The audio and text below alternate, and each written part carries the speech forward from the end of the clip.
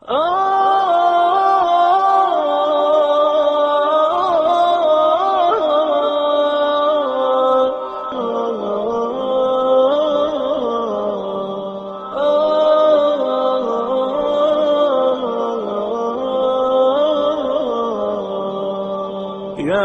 حامل القرآن. السلام علیکم ورحمۃ اللہ وبرکاتہ. سورۃ الکہف. الحمدللہ نحمده ونستعینه ونستغفره ونؤمن به ونتوکل علیہ ونعوذ باللہ من شرور انفسنا ومن سیئات اعمالنا من يهده اللہ فلا مضل له ومن يضلله فلا هادی له ونشهد لا الہ الا اللہ وحدہ لا شریک له ونشهد ان محمدا عبدہ ورسولہ. رب اشرح لي صدري ويسر لي امري واحلل عقدة من لساني يفقهوا قولي.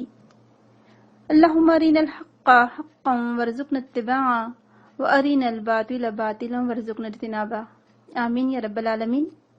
اللهم اجعلنا من الذين آمنوا وعملوا الصالحات وتواصوا بالحق وتواصوا بالصبر. آمین. الحمدللہ اللہ تعالیٰ کا شکر احسان ہے کہ اللہ تعالیٰ نے ہمیں یہاں پر قرآن کے بارے میں کچھ پڑھنے، سیکھنے، سمجھنے کے لیے جمع کیا اور ہمیں توفیق دی کہ ہم اس کے بارے میں کچھ پڑھ سکیں، سن سکیں، سنا سکیں اور آگے پہنچا سکیں. اللہ تعالیٰ اس کتاب کے ذریعے سے بہت سارے لوگوں کو ہدایت نصیب کرتا ہے، اونچا مقام عطا فرماتا ہے اور بہت سے لوگوں کو گمراہ بھی کرتا ہے. قرآن اللہ تعالیٰ کی کتاب ہے، یہ کلام اللہ ہے. قرآن اتنی عظیم کتاب ہے، ایسا عظیم کلام ہے کہ اللہ تعالیٰ خود فرماتا ہے کہ اگر وہ پہاڑوں پر نازل کیا جاتا تو وہ خوف سے دبے جاتے. قرآن کریم کی تاثیر ایسی ہے کہ جو اسے سنتا اس کی آنکھوں سے آنسو بہہ پڑتے، یعنی اس کا اثر ڈائریکٹ دل پر ہوتا ہے. قرآن کی آیت سن کر مومنوں کے دل کانپ اٹھتے ہیں، ان کا ایمان بڑھ جاتا ہے. غرض قرآن اپنے اندر بہت سارے معجزات رکھتا ہے. اس کی تاثیر ایسی ہے کہ سنتے ہی جو بغیر کسی کجی کے اس کو سنے گا، بغیر کسی تعصب کے اس کو سنے گا، یہ سیدھا اس کے دل پر اثر کرے گا. جس رات قرآن نازل ہوا وہ رات ہزاروں راتوں سے بہتر قرار دی گئی. جس شہر میں قرآن نازل کیا وہ شہر مبارک مکۃ المکرمہ، امن والا شہر. جس قلب مبارک پر یعنی جس رسول پر قرآن نازل ہوا وہ رسول سب سے محترم اور خاتم النبیین. الحمدللہ یہ قرآن آج ہمارے ہاتھوں میں ہے اور ہم امت مسلمہ ہیں اور امت محمدیہ ہیں. ہم قرآن کو ماننے والے ہیں، قرآن پر ایمان لاتے ہیں، قرآن پر ایمان رکھتے ہیں اور قرآن کو اللہ تعالیٰ کی کتاب مانتے ہیں. لیکن کیا اس کتاب سے ہمارا تعلق ویسا ہی ہے جیسے کہ ہونا چاہیے؟ کہ اس قرآن کو ہم اسی طرح لیتے ہیں جیسے کہ آپ صلی اللہ علیہ وسلم اور آپ کے صحابہ نے اس کو لیا تھا؟ کیا ہم آج قرآن سے وہ فائدہ، وہ نفع حاصل کر رہے ہیں جو کہ یہ کتاب ہمیں دیتی ہے؟ اس کی تو تلاوت کرنا بھی فائدہ مند ہے، اس کو سمجھنا فائدہ مند ہے، اس پر عمل کرنا فائدہ مند ہے. ہم سب جانتے ہیں کہ اس کتاب کے ہر لفظ پر یعنی ایک حرف پر ایک نیکی ہے. سبحان اللہ. جب تلاوت پر اتنی نیکی ہے تو آپ سوچیں کہ اس کو سمجھ کر، پڑھ کر، عمل کرنے پر کتنی نیکیاں نہیں ہوں گی. تو اللہ تعالیٰ نے اس کتاب میں شفا رکھی ہے مومنین کے لیے. اس کتاب میں ہر بیماری کی شفا ہے. یہ کتاب ہمیں تمام مسائل سے باہر نکالتی ہے. یہ کتاب ہمارے تمام مسائل کا حل پیش کرتی ہے. یہ کتاب ہماری دنیا اور آخرت میں کامیابی کا ذریعہ ہے. اگر ہم چاہتے ہیں کہ دنیا اور آخرت دونوں میں کامیاب ہو تو اس کے لیے اس قرآن کو ہمیں تھامنا ہوگا، اس قرآن کے ساتھ سفر کرنا ہوگا اور اس قرآن کا حق ادا کرنا ہوگا جیسے کہ اس کا حق ہے، جو کہ آج ہم ادا نہیں کر پا رہے ہیں. لہٰذا اسی لیے ہم نے یہ سلسلہ شروع کیا ہے قرآن کے کچھ اسپیشل صورتوں کی تفسیر کا. اور یہ بات ہم پہلے ہی کلیئر کر دینا چاہتے ہیں ہماری پوری ٹیم کی طرف سے اور میں خود اپنی طرف سے بھی کہ ہم عالم ہونے کا دعویٰ نہیں کرتے. ہم تو اسٹوڈنٹ آف قرآن اور اسٹوڈنٹ آف نالج ہیں. ہم وہی بات آپ کے سامنے بیان کریں گے یا وہی بات ہم آپ کے سامنے پیش کریں گے جو علماء کرام نے لکھی ہے، جو علماء کرام کی لکھی ہوئی تفسیر ہے. صرف ہم اس تفسیر کو آپ کے سامنے اپنے الفاظ میں پیش کریں گے. اور اس کے لیے ہم آتھینٹک احادیث کا سہارا لیں گے. ہم وہی بات کہیں گے جو اہل سنہ والجماع جو بات کہتی ہے، ہمارے سلف صالحین نے جو بات کہی ہے، یا ہمارے سلف صالحین کا جو طریقہ تھا، اسی بات کو ہم آگے پیش کریں گے. ہم اپنی طرف سے اس میں کوئی بات نہیں رکھیں گے. ہاں، پریکٹیکلی اگر آج دنیا میں جو حالات چل رہے ہیں اس لحاظ سے کوئی مثال اگر ہمارے سامنے آتی ہے تو ہم اس کو ضرور ڈسکس کریں گے، لیکن ہم اپنی طرف سے اس میں بات بہت کم رکھیں گے. دوسری چیز ہم یہ دیکھتے ہیں کہ قرآن کریم کو کیوں پڑھا جائے، قرآن کریم کو کیوں سمجھا جائے، اور کیوں ہم یہ سارے کورسز کر رہے ہیں. یہ کورسز کرنے کا مقصد یہ نہیں ہے کہ اچھا ایگزام میں کس کو کتنے مارکس ملے، کس کی تلاوت بہت اچھی ہے جس پر سر دھونا جا سکے، کس کی تفسیر بہت بہترین لکھی گئی تاکہ اس کو اپریشیٹ کیا جا سکے. نہیں، بلکہ ہم تو قرآن اس لیے پڑھ رہے ہیں تاکہ قرآن پڑھ کر ہمارے ایمان میں اضافہ ہو، ہمارے عمل میں تبدیلی آئے، ہمارا اخلاق سنورے، ہم اپنے اخلاق کو بہتر بنائیں، ہم ایک دوسرے کے جو حقوق ہمارے ذمہ بنتے ہیں اس کو ادا کرنے والے بنیں، ایک دوسرے کا خیال رکھنے والے بنیں، ایک دوسرے کی خیر خواہی ہمارے اندر ہو. اور ہم یہ قرآن اس لیے بھی نہیں پڑھ رہے ہیں کہ لوگوں سے مقابلہ کریں کہ ہم کوئی اگر قرآن پڑھتے ہیں تو ہم نے فلاں سرٹیفکیٹ حاصل کر لیا، ہم عالم بن کے. نہیں، آپ دیکھیں عالم کی تو بات ہو ہی نہیں رہی ہے یہاں پر. ہم ہمیشہ اسٹوڈنٹ ہی رہیں گے، ہم ہمیشہ سیکھنے والے ہی رہیں گے. اور آپ سب لوگ جو بھی ایک تفسیر سے جڑے ہیں کورس سے، الحمدللہ، چاہے وہ ایز اے لسنرس ہو، چاہے وہ ایز اے رجسٹرڈ اسٹوڈنٹ ہو، یا جو اپنے رشتہ داروں کو اسی طرح سے آگے فارورڈ کرتے ہوں قرآن کی تفسیر سننے کے لیے، تو آپ دیکھیں ہم سب اس اجر کو ذہن میں رکھیں کہ اس علم کی راہ پر جب ہم چلتے ہیں تو کتنا اجر ہے. آج ہم سب جو بھی لوگ سن رہے ہیں تفسیر آن لائن، یا جو بھی لوگ جب بھی سنیں گے، جب ان کو موقع ملے گا، تو یقین جانیے کہ یہ وہ علم کی مجلس ہے جسے فرشتے گھیر لیتے ہیں. بہت ہی پیاری حدیث ہے، اور میرا ہمیشہ دل چاہتا ہے کہ میں اس کو ضرور بیان کروں تاکہ ہمارے اندر وہ شوق، علم کے لیے وہ لگن، وہ تڑپ ہمارے اندر پیدا ہو انشاءاللہ. مسلم کی حدیث ہے اور ابو ہریرہ اس کے راوی ہیں. ان ابی ہریرہ رضی اللہ عنہ قال قال رسول اللہ صلی اللہ علیہ وسلم مجتمع قوم فی بیت من بیوت اللہ یتلون کتاب اللہ ویتدارسونہ بینہم الا نزلت علیہم السکینہ وغشیتہم الرحمہ وحفتہم الملائکہ وذکرہم اللہ فی من عندہ ومن بتع به عملہ لم یسر به نسبہ. ابو ہریرہ کہتے ہیں کہ رسول اکرم صلی اللہ علیہ وسلم نے فرمایا، جب کچھ لوگ اللہ کے گھر میں جمع ہو کر قرآن مجید کی تلاوت کرتے ہیں اور آپس میں ایک دوسرے سے پڑھتے پڑھاتے ہیں تو ان پر سکینت نازل ہوتی ہے، اللہ تعالیٰ کی رحمت انہیں ڈھانپ لیتی ہے، فرشتے انہیں گھیر لیتے ہیں، اور اللہ تعالیٰ ان کا ذکر ان کے پاس کرتے ہیں جو اس کے پاس ہیں، یعنی فرشتوں کے پاس. اور یاد رکھو، جس شخص کو اس کے عمل نے پیچھے رکھا اس کا نسب اس کو آگے نہیں کر سکے گا. کتنی حقیقت والی بات ہے، اور آج ہم اسی حقیقت کو بھلائے بیٹھے ہیں کہ عمل نے آگے نہیں کیا تو اس کا حسب نسب اس کو آگے نہیں کر سکتا. ہم ایکچولی کیوں یہ تفاسیر کر رہے ہیں الگ الگ صورتوں کی کہ ہم عمل میں اس کو ڈھال سکیں، قرآن کی آیت کو، اپنے عمل کو ہم تبدیل کریں، ہمارا عمل بہتر سے بہتر ہو. پھر ماشاءاللہ آپ لوگ جو بھی لوگ یہ سیکھ رہے ہیں اور جن کے دل کے اندر طلب ہے، تڑپ ہے، جیسے کہ ماشاءاللہ ابھی جو ہماری سیریمنی ہوئی تھی جس میں سرٹیفکیٹس دیے گئے، اس میں میں نے دیکھا کہ اتنے چھوٹے چھوٹے بچوں والی خواتین تھیں جو اتنے چھوٹے بچوں کی گود میں اٹھائے آئی تھیں اپنا سرٹیفکیٹ لینے. سورہ بقرہ کا انہوں نے مکمل تفسیر کا کورس کیا ماشاءاللہ، اور ڈیلیوری میں انہوں نے تمام ورک شیٹس مکمل کی اپنی. سبحان اللہ. آپ دیکھیں کہ کچھ لوگوں کو کیسے شوق ہوتا ہے. تو خوش قسمت ہے وہ لوگ جو علم کے طلب کے لیے نکلے، خوش قسمت ہے وہ لوگ جن کو یہ علم کا شوق پیدا ہوا. اور انہی لوگوں کے لیے یہ حدیث ہے، طبرانی اور احمد کی حدیث ہے، حسن ہے اس کا درجہ.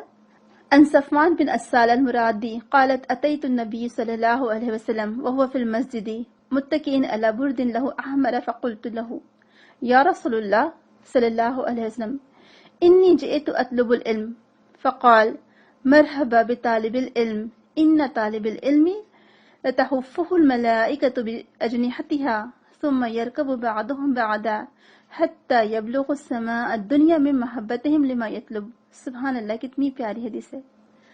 صفوان بن اسال ایک صحابی ہیں، وہ کہتے ہیں کہ میں نبی کریم صلی اللہ علیہ وسلم کی خدمت میں حاضر ہوا. اس وقت آپ صلی اللہ علیہ وسلم مسجد میں ایک سرخ تکے سے ٹیک لگائے ہوئے بیٹھے تھے. میں نے عرض کیا یا رسول اللہ صلی اللہ علیہ وسلم، میں علم حاصل کرنے کے لیے حاضر ہوا ہوں۔ آپ نے ارشاد فرمایا مبارک ہو طالب علم کو فرشتے اپنے پروں سے گھیر لیتے ہیں، پھر وہ ایک دوسرے پر سوار ہو جاتے ہیں حتیٰ کہ آسمان دنیا تک پہنچ جاتے ہیں۔ فرشتے طالب علم سے محبت اس لیے کرتے ہیں کہ جو علم طالب علم حاصل کرتا ہے فرشتے اس علم سے محبت کرتے ہیں۔ سبحان اللہ۔ تو آپ سب لوگ ان لوگوں میں شامل ہیں انشاءاللہ۔ اللہ تعالیٰ سے دعا کریں کہ ہم جو علم کے راستے پر نکلے ہیں، علم سیکھنے کے لیے آپ لوگ ماشاءاللہ آئے ہیں اور ایک کوشش کر رہے ہیں، چاہے آپ اپنے گھروں سے نہ نکلے ہوں، آپ اپنے گھروں میں بیٹھ کر ہی سن رہے ہوں، لیکن آپ کے دل کے اندر علم کی طلب اور علم کی تڑپ ہے، لہٰذا ہم بھی اس میں شامل ہوئے۔ پھر قرآن مجید سیکھنے کے لیے جو جاتے ہیں ان کو ایک حج کا ثواب ملتا ہے۔ صحیح حدیث طبرانی کی عن ابی امامہ رضی اللہ عنہ عن النبی صلی اللہ علیہ وسلم قال من غدا الى المسجد لا يريد الا ان يتعلم خيرا او يعلمه كان له كأجر حاج تاما حجته۔ ابو امامہ سے روایت ہے کہ نبی کریم صلی اللہ علیہ وسلم نے فرمایا جو شخص صرف اس لیے مسجد گیا تاکہ نیکی سیکھے یا نیکی سکھائے، اس کے لیے ایک مکمل حج کا ثواب ہے۔ سبحان اللہ۔ آپ دیکھیں یعنی ہم کیوں یہ سیکھ رہے ہیں، ہمارا کیا مقصد ہے، چاہے وہ لیسن پوسٹ کرنا ہو، چاہے وہ لیسن ریسیو کرنا ہو، آپ اس کو بیٹھ کر سنتے ہیں، آپ اپنے کمرے میں ایک طرف جا کر سکون سے سننے کی کوشش کرتے ہیں، اگر آپ نہیں بھی چل کر جا رہے ہیں لیکن کوشش کرتے ہیں، اور یا پھر آپ کہیں جا کر سیکھتے ہیں تو ماشاءاللہ اس کے لیے ایک مکمل حج کے ثواب کی بات کی گئی۔ یہ صحیح حدیث طبرانی کی ہے۔ پھر ایک اور حدیث ہے، یہ بھی طبرانی کی ہے اور صحیح حدیث ہے۔ ان ابی امامہ ان رجلا اتى النبي صلی اللہ علیہ وسلم فقال یا رسول اللہ اشتریت مقسم بن فلان فربحت فيه كذا وكذا قال الا انبئك بما هو اكثر ربحا قال وهل يوجد قال رجل تعلم 10 آیات فذهب الرجل فتعلم 10 آیات فأتى النبي صلی اللہ علیہ وسلم فأخبره۔ ابو امامہ رضی اللہ عنہ سے روایت ہے کہ ایک آدمی نبی کریم صلی اللہ علیہ وسلم کی خدمت میں حاضر ہوا اور عرض کیا یا رسول اللہ میں نے فلاں قبیلے سے سودا خریدا ہے اور اس میں مجھے اتنا زیادہ فائدہ ہوا ہے، تو آپ نے ارشاد فرمایا کیا میں تجھے اس سے زیادہ نفع بخش سودا نہ بتاؤں؟ آدمی نے عرض کیا کیا ایسا سودا بھی ہے؟ آپ نے ارشاد فرمایا جو شخص قرآن مجید کی 10 آیت سیکھتا ہے وہ اس سے زیادہ نفع پاتا ہے۔ وہ آدمی گیا اور قرآن مجید کی 10 آیات سیکھی اور واپس آ کر نبی کریم صلی اللہ علیہ وسلم کو اس سے آگاہ کیا۔ انشاءاللہ ہمارا ارادہ ہے اور ہماری نیت بھی ہے کہ ہم اس کورس میں انشاءاللہ 10 آیتیں آپ لوگوں کو حفظ بھی کرائیں گے سورہ کہف کی۔ تو یہ 10 آیتیں دنیا جہان میں جو بھی فائدہ ہوتا ہے سودے میں اس سے زیادہ بہتر ہے، اور جو قرآن کو سیکھنے والے ہیں یا قرآن علم کو سیکھنے والے ہیں وہ ایکچولی سب سے خوش قسمت لوگ ہیں۔ رسول اکرم صلی اللہ علیہ وسلم نے فرمایا کہ تمہارے پاس لوگ علم حاصل کرنے کے لیے آئیں گے، جب انہیں دیکھو تو رسول اکرم کی وصیت پر عمل کرنے کی مبارکباد دینا اور انہیں تلقین کریں، ان کو علم سکھانا۔ یہ ابن ماجہ کی روایت ہے۔ تو اور اس سے جو ہے خیر و برکت ہی حاصل ہوتی ہے قرآن سے یا کچھ بھی علم سیکھنے سے، اور قرآن مجید کا علم حاصل کرنا دوسری تمام عبادت سے افضل ہے۔ صحیح حدیث ہے بزار کی کہ فضل العلم احب الی من فضل العبادہ وخیر دینکم الورع۔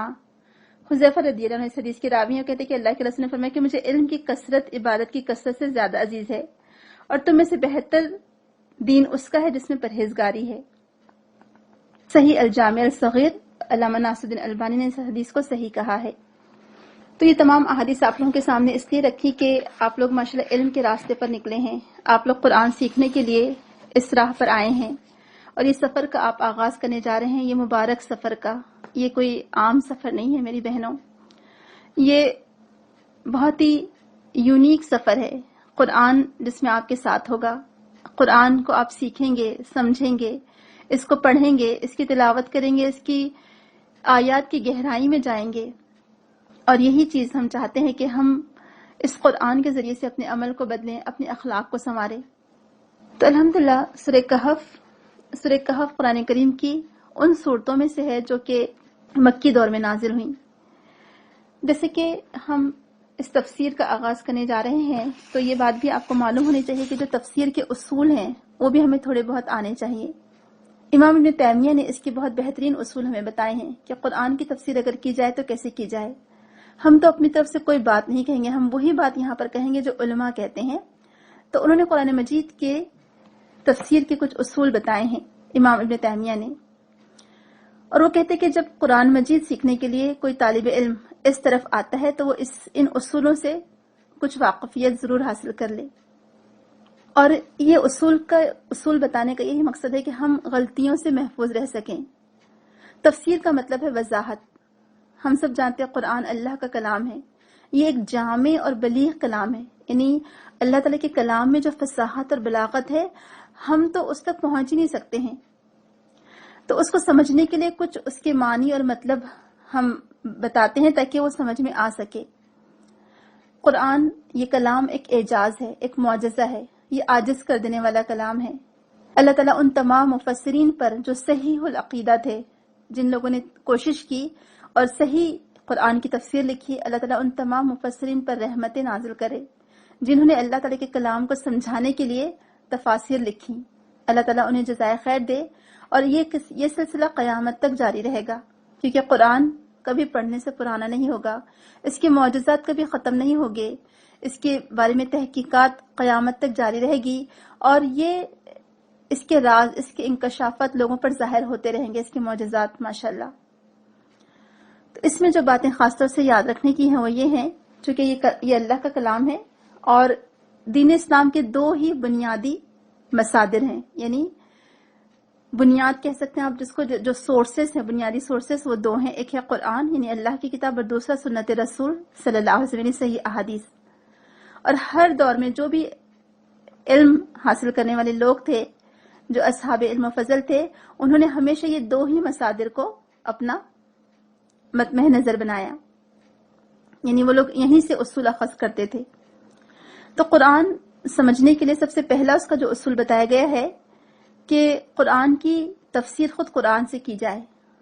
القرآن یفسر بعضہ بعضا، کہ قرآن خود اپنے بعض آیتوں کی تفسیر خود کرتا ہے. جیسے کہ ہم جب سورہ فاتحہ پڑھتے ہیں تو آپ نے دیکھا ہوگا اس میں آتا ہے کہ انعمت علیہم، اے اللہ تعالیٰ ہمیں ان لوگوں کے راستے پر چلا جن پر تو نے انعام فرمایا. تو اسی کا جواب ہمیں سورہ نساء کی آیت میں مل جاتا ہے، جہاں پر اللہ تعالیٰ فرماتا ہے کہ من النبیین والصدیقین والشہداء والصالحین، کہ جن پر اللہ تعالیٰ نے انعام کیا جو کون تھے، نبیوں میں سے صدیقین، شہداء اور صالحین تھے. تو یہاں پر اللہ تعالیٰ نے خود ہی قرآن میں بتا دیا کہ انعام پانے والے لوگ کون ہیں، نبی، صدیق، شہداء اور صالحین. تو یعنی قرآن خود قرآن کی تفسیر کرتا ہے، کیونکہ اللہ تعالیٰ نے جب قرآن نازل کیا تو جو چیز اللہ تعالیٰ اس میں بہتر طریقے سے بتا سکتے ہیں وہ ہم نہیں سمجھ سکتے، لہٰذا قرآن خود اپنے بعض حصوں کی تفسیر کرتا ہے.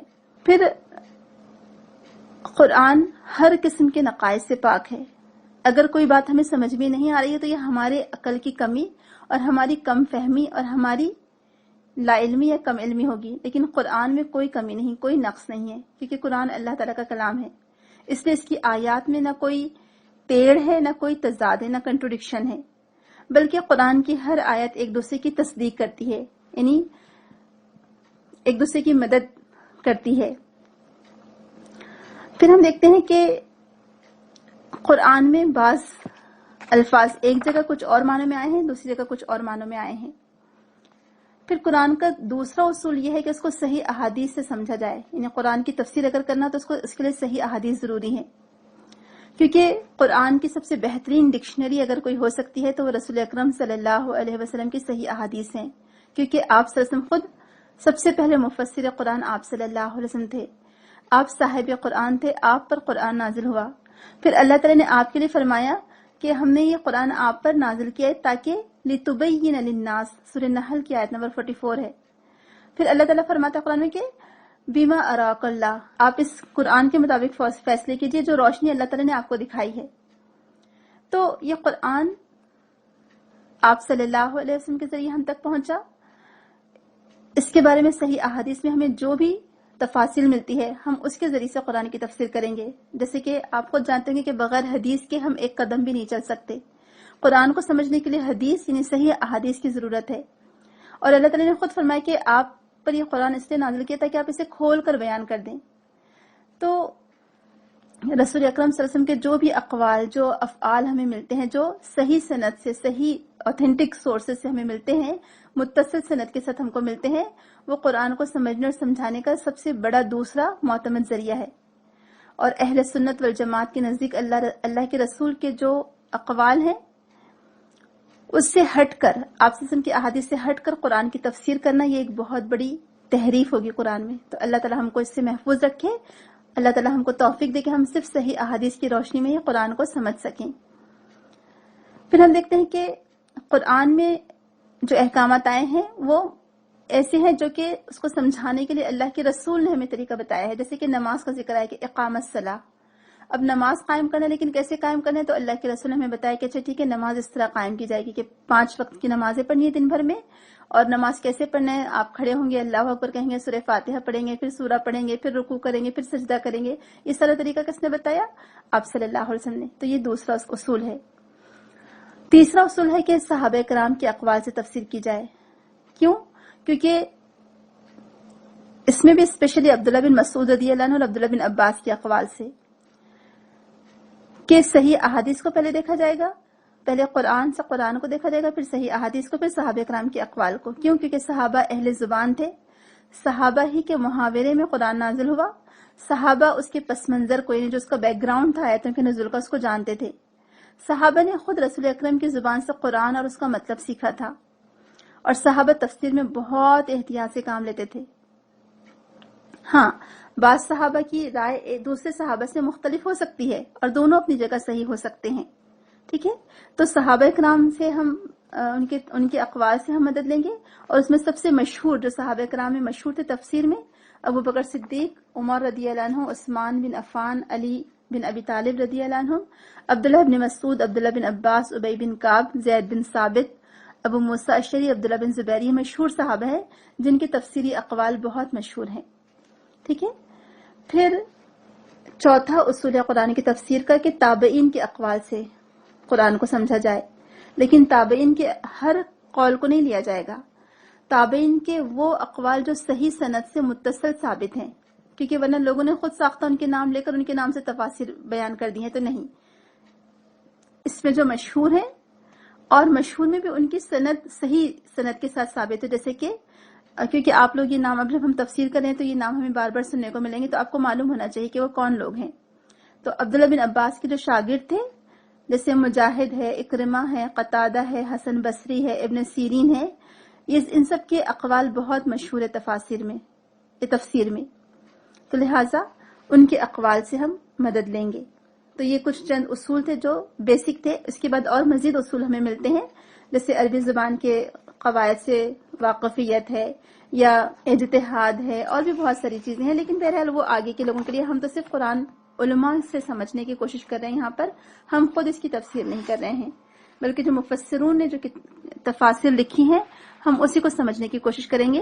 تو اللہ تعالیٰ ہمیں توفیق دے کہ ہم اس سے سیکھنے والے بنے اور اس کو سکھانے والے بنے، اور اللہ تعالیٰ ہمارے اس کام کو آخرت میں ہمارے لیے نجات کا ذریعہ بنائے.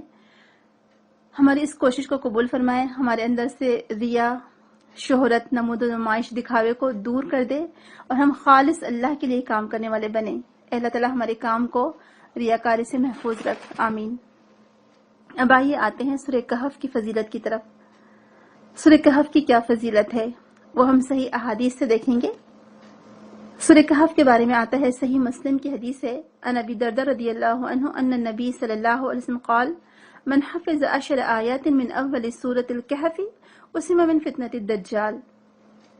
ابو درداء رضی اللہ عنہ کہتے ہیں کہ رسول اکرم صلی اللہ علیہ وسلم نے فرمایا، جس نے سورہ کہف کی پہلی 10 آیات یاد کر لی وہ فتنہ دجال سے محفوظ کر لیا گیا یا بچا لیا گیا. سبحان اللہ. جبکہ ہم سب جانتے ہیں کہ فتنہ دجال سب سے ورسٹ فتنہ ہوگا. یعنی اللہ کے رسول صلی اللہ علیہ وسلم نے یہ بھی فرمایا کہ آدم علیہ السلام سے لے کر میری امت تک اس سے بڑا کوئی اور فتنہ نہیں تھا. کسی نبی یا پیغمبر کے زمانے میں اتنا بڑا فتنہ نہیں آیا جو آپ صلی اللہ علیہ وسلم کی امت کے لیے آخر دور میں آئے گا قیامت سے پہلے، اور وہ فتنہ دجال کا ہوگا. اور اس سے بچنے کے لیے آپ صلی اللہ علیہ وسلم نے ہمیں یہ سورہ کہف کی آیت پڑھنے کے لیے کہا ہے. پھر جو 10 آیت تلاوت کرے گا سورہ کہف کی آخری، وہ بھی فتنہ دجال سے محفوظ رہے گا. ابن سعید خدری رضی اللہ عنہ راوی ہیں، قال قال رسول اللہ صلی اللہ علیہ وسلم من قرأ سورة الكهف كما انزلت كانت له نورا يوم القيامة من مقامه الى مكة ومن قرأ 10 آیات من آخرها ثم خرج الدجال لم يضره. رواہ الطبرانی، حدیث صحیح، سلسلۃ الاحادیث الصحیحہ للالبانی. ابو سعید خدری کہتے ہیں کہ رسول اکرم صلی اللہ علیہ وسلم نے فرمایا جس نے سورہ کہف اس طرح پڑھی جیسے وہ نازل ہوئی تو وہ اس کے لیے قیامت کے روز نور ہوگی. سبحان اللہ. مکہ سے لے کر اس کی جائے قیام تک، یعنی وہ جہاں رہتا ہے. اور جس نے سورہ کہف کی آخری 10 آیات پڑھی فتنے دجال اسے کوئی نقصان نہیں پہنچائے گا. تو صحیح مسلم کی روایت میں پہلی 10 آیت کا ذکر ہے اور یہاں آخری 10 آیت کا ذکر ہے. اور کچھ علماء کرام کہتے ہیں کہ بہتر ہے دونوں پڑھ لی جائیں، واللہ عالم. پھر جمعہ کے روز جو سورہ کہف کی تلاوت کرے گا تو وہ 2 جمعوں کے درمیان اس کے لیے ایک نور روشن کیا جاتا ہے. ابو سعید خدری اس کے راوی ہیں ان النبی صلی اللہ علیہ وسلم قال من قرأ سورة الكهف في يوم الجمعة أضاء له من النور ما بين الجمعتين. رواه الحاکم والبیہقی. صحیح حدیث یہ، اور یہ بھی علامہ ناصر البانی جامع صغیر میں انہوں نے اس کو صحیح قرار دیا ہے کہ نبی کریم صلی اللہ علیہ وسلم نے فرمایا جس نے جمعہ کے روز سورہ کہف کی تلاوت کی اس کے لیے اللہ تعالیٰ 2 جمعوں کے درمیان ایک نور روشن فرما دیتا ہے. اور علماء کرام کہتے ہیں کہ نور سے مراد رہنمائی ہے. مطلب یہ ہے کہ باقاعدگی سے ہر جمعہ سورہ کہف پڑھنے والے کو دین اور دنیا کے تمام معاملات میں اگر کوئی مشکل یا پریشانی پیش آئے تو اللہ تعالیٰ اسے سیدھی راہ کی طرف رہنمائی فرماتے ہیں. سبحان اللہ. سورہ کہف میں 4 واقعات بیان ہوئے ہیں، 4 سٹوریز ہیں اس میں، جس میں الگ الگ فتنے، الگ الگ آزمائش کی بات کی گئی ہے. الگ الگ آزمائشیں جو پیش آئی تھی ان لوگوں کو، تو اس سے نکلنے کا راستہ بتایا گیا ہے. تو اگر آج دنیا میں بھی ہمارے لیے کوئی مشکلات آتی ہیں، کوئی فتنوں میں اللہ نہ کرے اگر ہم گرتے ہیں تو اس سے نکلنے کے لیے سورہ کہف دی بیسٹ ہے.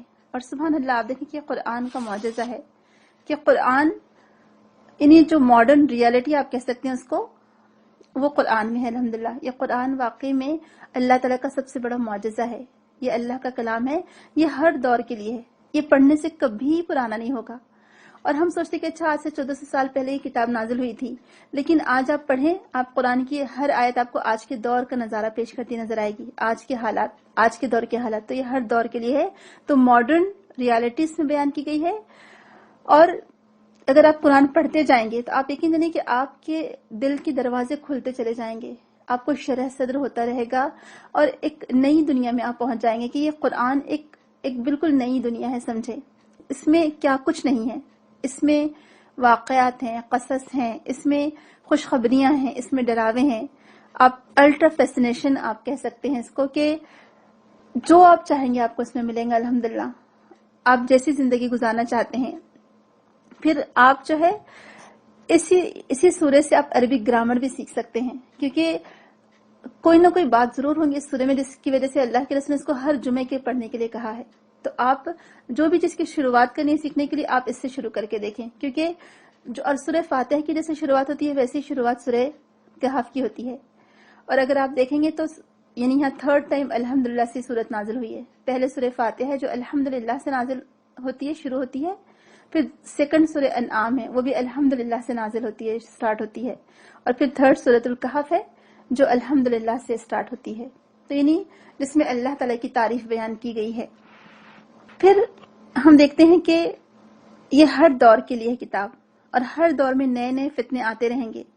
آپ صلی اللہ علیہ وسلم نے اس کے بارے میں ہمیں خبر دی تھی کہ ہر دور پیچھے آنے والے دور سے زیادہ فتنوں والا ہوگا. اور آپ نے فرمایا کہ فتنے بارش کے قطروں کی مانند برس رہے ہیں. قبر والوں کو دیکھ کر آپ نے فرمایا تھا کہ اے قبر والو، تم ہم سے زیادہ اچھی حالت میں ہو کہ تم ان فتنوں کے آنے سے پہلے تم جا چکے. اب جو لوگ موجود ہیں دنیا میں اور جو بعد میں آئیں گے وہ ہر دور میں نئے فتنوں کو دیکھے گا. تو یہ سورت دراصل ہمیں آج کے دور کے جو فتنے ہیں اس سے نکلنے کا راستہ بھی بتاتی ہے. آج کے دور کے جو فتنے ہیں اس سے ہمیں حفاظت کرنی ہے، اپنے آپ کی، اپنے بچوں کی، اپنے خاندان کی، اس کا طریقہ ہمیں بتاتی ہے. چاہے وہ پولیٹیکلی فتنے ہوں یا چاہے وہ کوئی بھی قسم کے ہوں، فزیکلی ہوں، دینی ہوں، کسی بھی طرح کے ہوں، کیونکہ دین کے نام پر بھی آج کل لوگوں کو بہت دھوکہ دیا جا رہا ہے. تو لہٰذا جس بھی قسم کے فتنے ہیں آج کل، کچھ کنفیوژنس ہیں لوگوں کے جو دن بدن بڑھتے جا رہے ہیں، تو یہ صورت اصل میں پروٹیکشن ہے، اس کے لیے حفاظت ہے. سبحان اللہ. پھر آپ اس صورت کا نام دیکھیں، الکہف. کہف غار کو کہتے ہیں. ٹھیک ہے، غار جیسے غار کا لفظ ذہن میں آتا ہے، کیا تصور ہم کرتے ہیں کہ غار ایکچولی کیا ہوتی ہے؟ پناہ گاہ ہوتی ہے نا، وہ آپ کو پروٹیکٹ کرتی ہے. غار اگر آپ जंगलों में हो, कहीं रास्तों में हो, वो दुश्मन से हिफाजत का जरिया है, बारिश से हिफाजत का जरिया है। वो जंगली जानवरों से आपको जो जो जंगलों में गारें होती थी, वहां पर क्या होता था कि लोग गारों में पनाह लेते थे, है ना। आप खुद देखें कि आप सल्लल्लाहु अलैहि वसल्लम कहाँ गए थे जब हिजरत के मौके पर वो हिजरत करना चाह रहे थे, तो अबू बकर सिद्दीक रज़ियल्लाहु अन्हु उनके साथ थे। तो उस वक्त आपने भी दुश्मन से हिफाजत के लिए कहाँ पनाह ली? गार सौर में पनाह लिया आपने।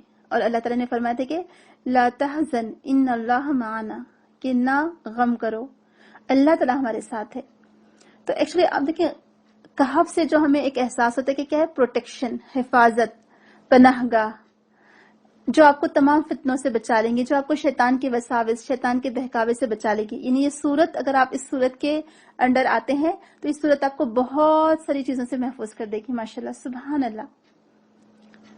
और फिर एक्चुअली यहाँ पर जब इंसान कहीं पनाह लेता है तो फिर वो निकलने के रास्ते भी सोचते हैं वहां से। यानी ये सूरह कहफ आपको मुश्किलात से निकलने का रास्ता बताएगी कि मुश्किलात से कैसे निकला जा सकता है।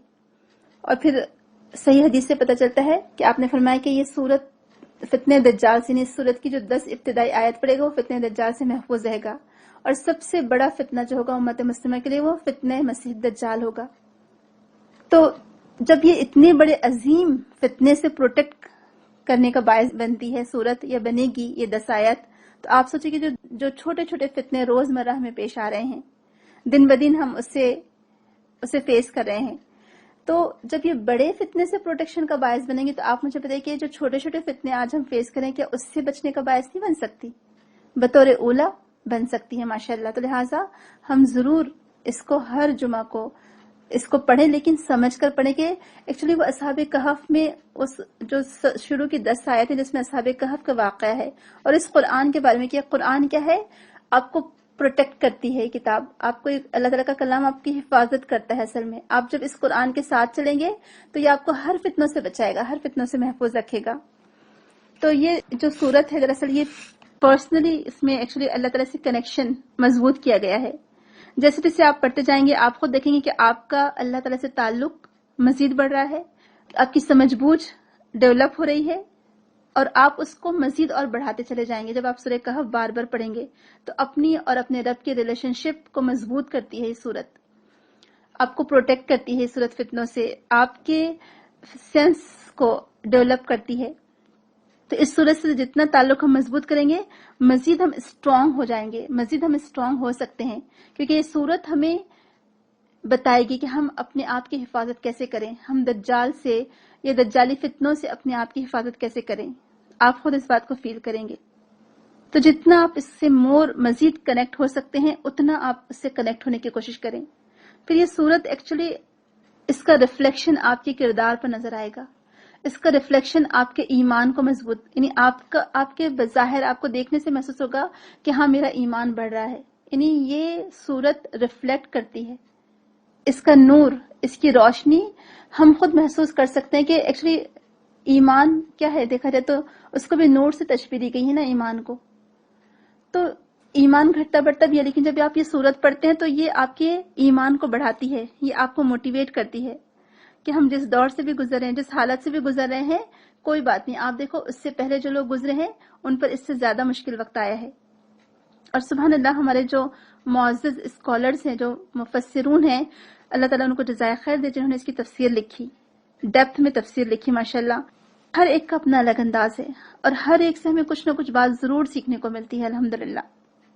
तो लोगों ने, हमारे उलमाए कराम ने इसके ऊपर रिसर्च की, इतना वर्क किया और अकल हैरान हो जाती है कि माशाल्लाह हर दौर में हमारे स्कॉलर्स ने, हमारे उलमा ने कितनी मेहनत की, कितना रिसर्च वर्क किया और कितनी उन्होंने तफासिर लिखी, जबकि उस जमाने में हमारे जैसी पेन भी नहीं थी, उनको इंक में डुबो कर लिखना पड़ता था। और आज आप देखिए कि हम उनका लिखा हुआ मवाद हम पढ़ भी नहीं सकते, पढ़ भी नहीं पाते, और ना हम पढ़ना चाहते हैं। तो कितनी दुख की बात है ना। तो हम अपने आप को इल्म हासिल करने में लगाएं, हम अपने आप को कुरान से जोड़ें, हम भी कुछ रिसर्च वर्क करें, हम भी अपना कुछ ना कुछ हिस्सा इसमें डालें, कम से कम पढ़ने की हद तक ही सही। फिर जैसे कि हम हदीस में पढ़ते हैं, इस कुरान की तफासिर होती रहेगी, हर दौर में पढ़ने से कभी पुराना नहीं होगा, इसके मौजूदात सामने आते रहेंगे। तो उसी के मद्देनजर हम देखते हैं कि हर नए दौर में मुफस्सिरून आते जाएंगे, स्कॉलर्स आते जाएंगे, اور وہ پیچھے کے کام کو ریجیکٹ نہیں کریں گے بلکہ اس میں مزید اضافہ کریں گے ماشاءاللہ. اور آپ دیکھیں کہ الحمدللہ ہر دور میں یہ صورت ہمیں کچھ نہ کچھ نئی بات سکھاتی ہے. قرآن ہمیں ایک نیا ویو دیتا ہے. پھر اللہ تعالیٰ نے کس طرح سے اس میں واقعات کو کتنے خوبصورت انداز میں پیش کیا ماشاءاللہ سورہ کہف میں کہ عقل حیران ہو جاتی ہے کہ کتنا بہترین انداز ہے اور ان واقعات سے ہم کیا سیکھ سکتے ہیں، کیسے ہم ان فتنوں سے محفوظ رکھ سکتے ہیں، کیسے ہم اپنے حالت کو بہتر بنا سکتے ہیں. ہم اپنے آپ کا جائزہ لیں، ہم سوچیں اپنے بارے میں کہ میری زندگی کا کیا مقصد ہے، مجھے دنیا میں کیوں بھیجا گیا ہے، دنیا میرے لیے کیا ہے ایکچولی. کیونکہ یہ دنیا نہ ہوتی تو پھر میں عمل کیسے کر سکتی تھی. لہٰذا اس لحاظ سے دیکھا جائے تو یہ دنیا میرے لیے ایک نعمت ہے، اور اس میں سب سے بڑی نعمت اللہ تعالیٰ کا بھیجا ہوا کلام ہے، قرآن ہے، جس سے میں اپنے اعمال کو سنوار سکتی ہوں. تو لہٰذا غور و فکر کی ضرورت ہے کہ یہ قرآن ہمیں کیا سکھاتا ہے، اس قرآن سے ہمیں کیا سیکھنے ملتا ہے، اسپیشلی سورہ کہف سے. پھر علماء کرام نے اس کو کچھ حصوں میں تقسیم کیا ہے. پہلا جو پیراگراف ہے آیت 1 سے 8 ہے، جس میں تمہید ہے یعنی شروعات کی گئی ہے. دوسرا اصحاب کہف کا واقعہ جو کہ 9 سے 31 آیت تک بنتا ہے. تیسرا 2 زمینداروں کا قصہ، باغ والوں کا قصہ ہے جو 32 سے 59 تک ہے. اور پھر قصہ موسیٰ و خضر علیہ السلام ہے، چوتھا پیراگراف جو کہ آیت نمبر 60 سے 82 تک بنتا ہے. اس کے بعد پانچواں پیراگراف قصہ ذوالقرنین کا ہے، 83 سے 102 تک، 102 تک ہے، جس میں اقتدار کی آزمائش ہے. اور چھٹا پیراگراف اختتامیہ ہے، اینڈنگ، جو کہ آیت نمبر 103 سے 110 تک ہوتا ہے. تو اس میں ہم دیکھیں گے سورہ کہف میں کہ پہلے ایمان کی آزمائش ہے، دوسرے واقعے میں دولت یا زمین کی آزمائش ہے، کمی بیشی کی، اس کے بعد علم کی کمی اور زیادتی کی آزمائش ہے، اور اس کے بعد اقتدار کی آزمائش. اس میں سورہ کہف میں آپ دیکھیں گے کہ زمین پر جو اشیاء ہیں اس میں زینت اس کو بتایا گیا ہے کہ یہ زینت اللہ تعالیٰ نے زمین پر پیدا کی ہے، یہ زمین پر رکھی ہے، تو یہ ایکچولی آزمائش اور امتحان کے لیے ہے.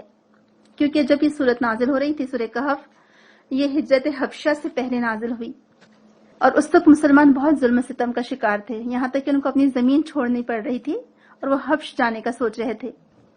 تو حبش کے عیسائیوں میں اسلام کی دعوت و تبلیغ کے لیے مسلمانوں کی تربیت کی گئی، اور نوجوان صحابہ کو اصحاب کہف کی طرح، جیسے کہ اصحاب کہف تھے، انہوں نے توحید کے لیے اپنے آپ کو بچائے رکھا اور اپنے ایمان کو بچانے کے لیے وہ پہاڑوں اور غاروں میں چلے گئے. تو لہٰذا مسلمانوں کو بتایا گیا کہ تمہارے اوپر بھی اگر کچھ ایسی آزمائش آتی ہے اور تمہیں اپنے ایمان کو بچانا پڑے تو تم اپنی زمین چھوڑ دو اور اس زمین سے ادھر ہجرت کر جاؤ جہاں تم اپنا ایمان بچا سکتے ہو. پھر دجال کے فتنے سے بچنے کے لیے اس کی 10 آیت کو پڑھنے کے لیے کہا گیا ہے. تو دجال کا مطلب بھی ہم دیکھ لیتے ہیں. دجال دجل سے نکلا ہے اور اس کے معنی ہوتے ہیں فریب.